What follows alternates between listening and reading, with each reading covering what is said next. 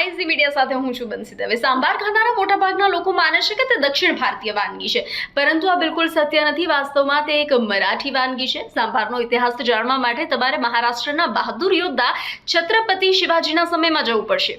તે દિવસોની વાત છે જ્યારે તામિલનાડુના તંજાવુરમાં પણ મરાઠાઓનું શાસન હતું। ત્યારે શિવાજીના પુત્ર સંભાજી ત્યાં રહેતા શાહુજી મહારાજને મળવા ગયા હતા।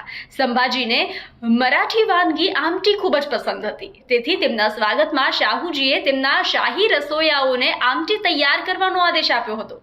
પરંતુ તે દિવસે શાહી રસોડામાં મગની દાળ ખાલી થઈ ગઈ હતી અને ત્યાં કોઈ કોકમ પણ ન હતા।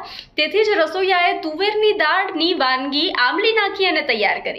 જ્યારે તે સંભાજીને પીરસવામાં આવી ત્યારે તેનો સ્વાદ તેને ખૂબ પસંદ આવી ગયો અને તેનું નામ પડી ગયું સંભાજી આહાર, જેને આપણે સાંભાર તરીકે ઓળખીએ છીએ અને સાંભાર કહીએ છીએ।